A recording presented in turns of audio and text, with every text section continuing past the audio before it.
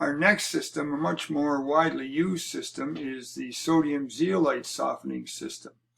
And it operates on the principle of ion exchange. So sodium ions sitting in a zeolite bed are exchanged with magnesium and calcium ions, which of course are in the external feed water. So what is zeolite? It's a naturally occurring substance, right?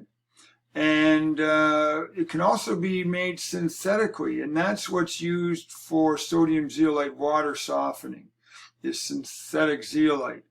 And we use sodium ions along with the zeolite. In fact, they're embedded in the zeolite and they're used for the water softening. This is how we show it. We show it as Na2Z.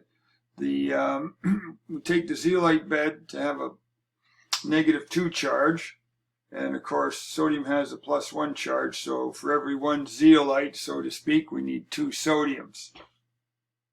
So to effect the ion exchange, right, the external feed water, the hard water, passes through this resin bed of sodium zeolite, shown as Na2Z, okay? And the zeolite attracts the magnesium and calcium ions, right, and exchange them with 2 sodium ions, right, to maintain the balance.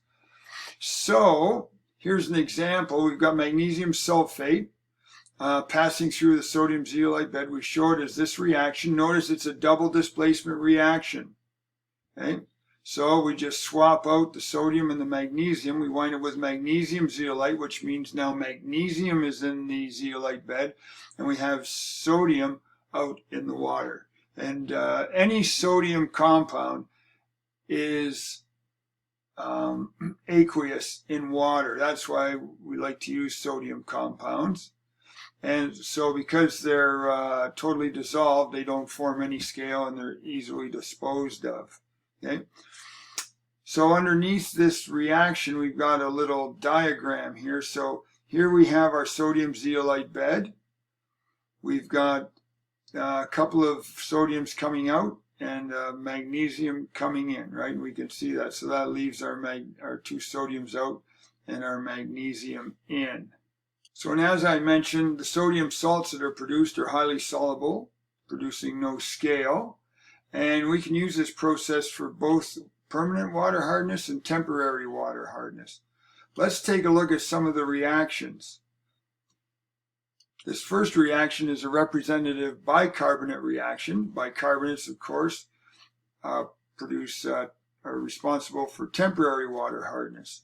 So again, we see how sodium zeolite is represented. It is a double displacement reaction. All the reactions we're going to see are double displacement reactions. So file that away, and we just replace the metals. So here we got sodium bicarbonate, right, baking soda. And here we have magnesium sulfate. Notice it's not balanced. I'm not worried about the balancing. As long as you can write the products and understand what they are, that's great. So this Mgz represents the captured magnesium ions. We could just as easily have done this with calcium, right? And again, these bicarbonates are highly soluble, don't produce any scale. Here's a permanent water hardness reaction, so calcium sulfate. And again, we just swap these. We wind up with sodium sulfate and calcium zeolite. So again, this CaZ representing the calcium ions captured by the zeolite bed. And again, we've got a highly soluble sodium compound, which doesn't produce any scale.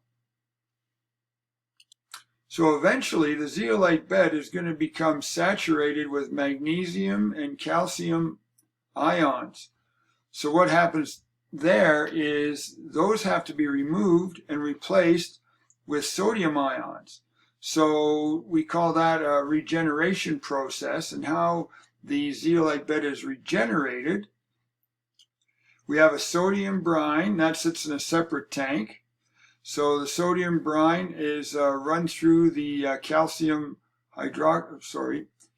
zeolite, in the case of calcium, right?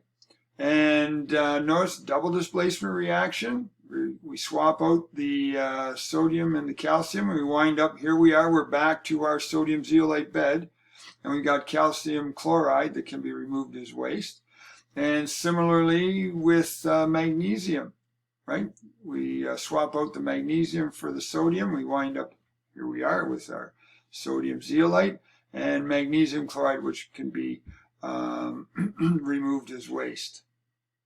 Now, to see the before and after concentrations of the various ions, go to page 1-19 and look at table 5, typical performance of sodium zeolite system. You've got your parameters or salts there. You've got the concentration in the raw water and the concentration after it's been softened. And further, if you want to see the detailed operation, just run through figures 8 to 14, pages 1-18 to pages 1-27.